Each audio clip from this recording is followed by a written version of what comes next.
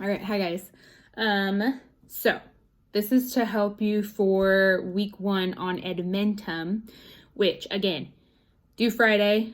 We will keep moving on, guys. You don't want to get behind on this. I am putting in grades for this, so really take this seriously. Anywho, so this week is properties of acids and bases. We're moving right along. Okay, so there's kind of like 2 parts to this tutorial. Yes, I did it. Like I went through it with you guys. So first part, properties of acids and bases, and that's what I'm going to focus on this video. And then I'll make another video and I'll post that tomorrow about naming, because I knew that might be a little bit of a struggle for you guys, but once you get the hang of it, it's actually really easy. Just follow the rules. Okay, so I want you to write this down in your notebook. Okay, so you are welcome to get as elaborate as you want with those guided notes on Edmentum. As you can see over here, I also wrote my own notes down, so you can do whatever works best for you. But these are the main things I want you to know. Okay, so when comparing acids and bases, acids are sour and sharp, bases are slippery and bitter. Acids corrode metals. What does corrosion mean? You might want to look that up. So acids corrode metals, but bases do not. Okay, so is that a similarity or a difference? And then number 3, so litmus paper. I know you guys haven't seen this yet, and we would do this in lab if we were together. But litmus paper is this little strip of paper. It's blue, and when you dip it in the acid, it turns it red. Okay, now with bases, it turns red litmus paper blue.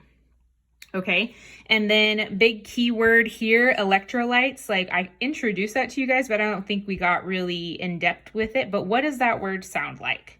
Okay, it kind of looks like that word right above it, right? So, and that's what it is. So it kind of produces electricity in a way in solution. They're good electrical conductors.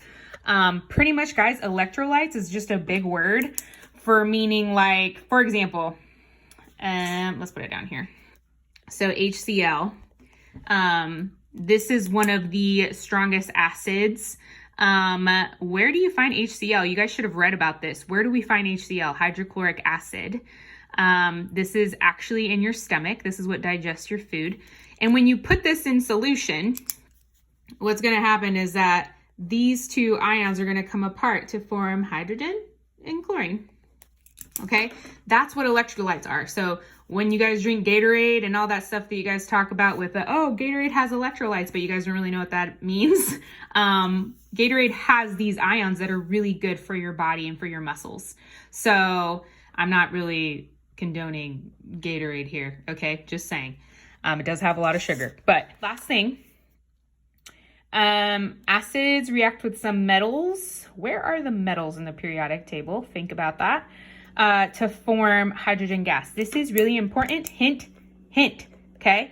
I want you to remember that acids react with some metals to form hydrogen gas. I don't see that on bases. Hint. Okay.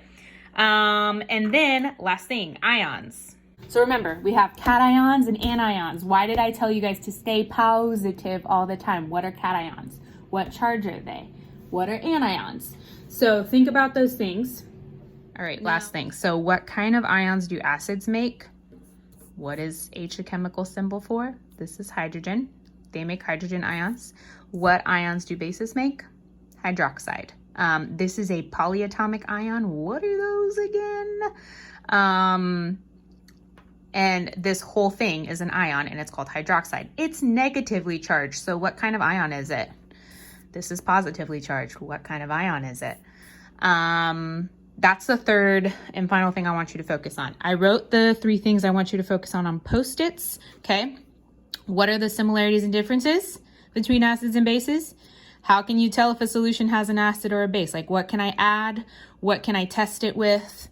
3, acids make what kind of ions and bases create what kind of ions? So if you can answer those 3 things, you're good. That's 60% of the mastery test already. Okay, so focus on those 3 things. Write this down in your notebook. Yes, I want you to write it down. Please take it seriously.